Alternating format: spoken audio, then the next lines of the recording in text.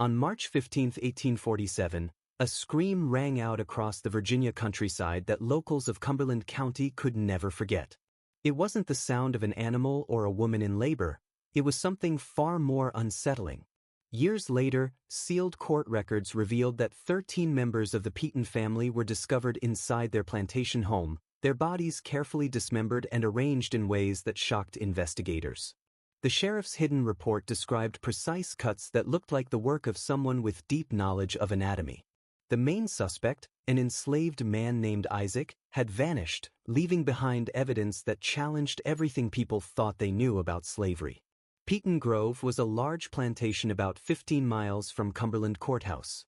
Built in the 1760s, it had passed through 3 generations and by 1847 was run by Cornelius Peaton, a strict manager who oversaw everything himself. He lived there with his wife Margaret, their 4 children, his elderly mother, his wife's sister, and his younger brother Jonathan, a physician. The house itself was a grand 3-story mansion overlooking nearly 2,000 acres of rich farmland. Cornelius owned dozens of enslaved workers, many purchased under unusual circumstances. Unlike most buyers, he often acquired people considered troublesome by other owners. One of them was Isaac, who arrived in 1844 from a neighboring county. Standing over 6 feet tall with pale gray eyes and remarkable skill with knives, Isaac had been known for his ability to butcher animals with extreme precision. His unsettling presence and strange habits made others uneasy, and rumors spread about brutal killings of livestock before Cornelius bought him at a reduced price. For 3 years, Isaac ran the plantation slaughterhouse, working alone in a spotless building where every tool was neatly arranged. On the morning of March 15th, life on the plantation seemed normal. By afternoon, Dr. Jonathan noticed strange silence around the quarters. Following a metallic smell, he found Isaac's cabin open. Inside were carefully arranged possessions and what looked at first like animal meat hanging from the rafters, until he realized they were human remains. As he rushed back toward the main house, Dr. Jonathan found eerie signs: untouched meals, abandoned sewing, and dark stains leading upstairs. There, he discovered Cornelius seated at his desk, his head removed and placed carefully before him. Each family member was found in a similar way, posed naturally but decapitated with surgical accuracy. Even more chilling, there was no blood anywhere, as though the killings had been done elsewhere and arranged later. When the sheriff arrived the next day, he confirmed that all 13 victims had been killed with one clean cut to the neck, made from behind. The bodies showed no defensive wounds and no signs of decay, even though they had been dead for hours. Investigators initially thought Isaac had fled, but when they searched further, they found 3 more victims, enslaved workers Moses, Sarah, and Peter, killed in the same way. In Isaac's cabin, hidden under floorboards, they discovered journals written in neat handwriting. The entries detailed daily routines of everyone on the plantation, noting habits, fears, and vulnerabilities. Over time, the writings shifted from observation to experimentation, recording small tests on how people reacted to changes. The journals also contained precise medical drawings, showing knowledge of human anatomy that seemed impossible for someone in his position. Professor Aldrich, the family's tutor, helped analyze the writings. His research revealed that Isaac's past was unclear. Records from his previous plantation in Prince Edward County didn't match, and many longtime residents claimed they had never seen him until recently. A local doctor recalled Isaac's unsettling calm during medical procedures and noted mysterious deaths of other enslaved people before Isaac was sold. Each victim had a tiny wound behind the ear, so precise it could have caused instant death. Fearing scandal, Isaac's former owners sold him quickly and cheaply to Cornelius Peaton, never knowing what would follow. Sheriff Hawthorne's investigation soon spread beyond Cumberland County. He wanted to know if Isaac had left a trail elsewhere. What he found was alarming. Records from Chesterfield County revealed that in 1843, a planter named Benjamin Curthers briefly owned Isaac before selling him to Crawford. During those few months, several enslaved workers died under suspicious circumstances. At first, the deaths looked natural, but each victim had the same tiny wound behind the left ear.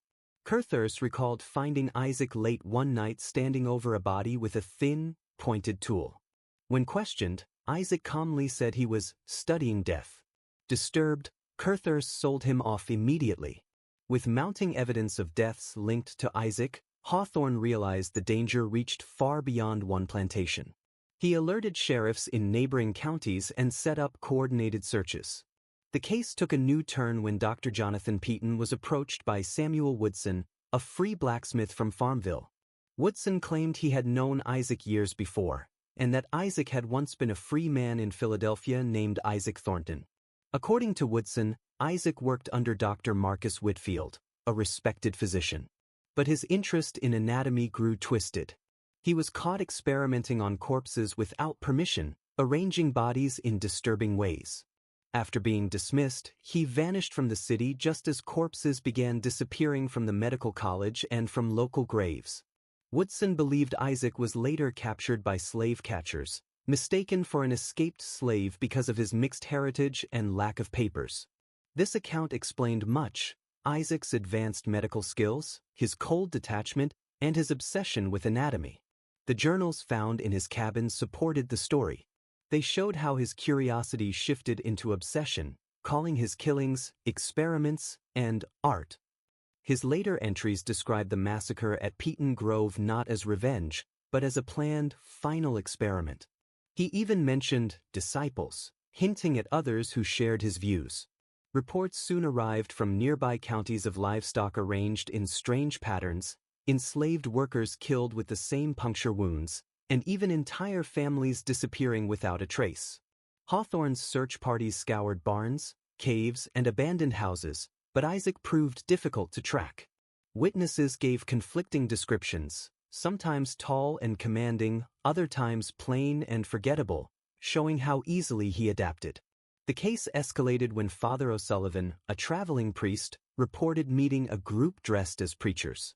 Their leader, a tall man with pale eyes, spoke obsessively about death and the body as art. He matched Isaac's description. The group was headed toward Powhatan County, planning a revival meeting. Not long after, law officers discovered another horrific scene at the Randolph plantation. 17 family members posed around a dinner table with their heads on plates, and over 30 enslaved workers arranged in dancing positions, their bodies swapped with family members' heads. Evidence showed Isaac was no longer acting alone. He had recruited followers and built a makeshift laboratory under the plantation, stocked with medical tools, charts, and detailed notes of experiments on living victims. Maps of other plantations showed plans for more attacks. One target, the Carrington plantation, was marked for the very next night. Hawthorne quickly set up a massive manhunt and used the Carrington home as a trap, hiding armed men throughout the property. But Isaac outmaneuvered them again. Instead of attacking from outside, he and 3 followers tunneled beneath the house and burst into the dining room during a dinner party. Witnesses described Isaac as transformed, his long hair unkempt, his eyes burning with fanatic energy. He led the attack like a conductor directing an orchestra, speaking calmly about death as art. For 2 hours, he forced the captives to listen while he demonstrated his philosophy using bodies already killed. Finally, Colonel Carrington signaled the hidden officers and they struck. In seconds, Isaac and his disciples were killed in a crossfire. Yet even in death, the scale of his crimes became clearer. His journals linked him to over 100 deaths across 6 counties. Letters found in his laboratory suggested he had been building a network of followers across the South, spreading his twisted belief that killing could be a form of art. The authorities sealed the official report, which wasn't uncovered until after the Civil War. Isaac's true origins remained uncertain. Was he really Isaac Thornton from Philadelphia, or had he assumed that identity? No one knew for sure. But what became clear was the impact he left behind. Plantation owners tightened security, fearful of intelligence and planning among those they enslaved. Rumors of Isaac's disciples spread throughout Virginia and beyond. The story of Isaac showed that the greatest horrors can be carried out not by wild madness, but through calm planning and skill. His crimes forced society to face truths it preferred to ignore, that systems of oppression could hide monsters in plain sight, and that human intelligence, when twisted, could be as dangerous as any weapon. The capture and death of Isaac at the Carrington plantation ended one of the most chilling investigations Virginia had ever faced. Yet his story did not close with gunfire that night. What remained was the long shadow of his actions and the unsettling questions about who he truly was. Sheriff Hawthorne and Dr. Jonathan Peeton spent months reviewing his journals, maps, and notes. Each page revealed a mind that combined discipline with obsession, intelligence with cruelty. Isaac had not simply killed. He had built an entire philosophy around his crimes, one that sought to transform death into performance. The sealed report compiled after the investigation confirmed the scale of his activities. More than 100 deaths across several counties could be traced to him and his circle of followers. Yet the authorities never agreed on his origins. Was he truly the Philadelphia assistant turned fugitive? Or had he fabricated that identity to explain skills no enslaved man was supposed to have? Witness testimony from Samuel Woodson aligned with much of the evidence, but there were no official records to prove Isaac Thornton ever existed. That ambiguity made him even harder to understand.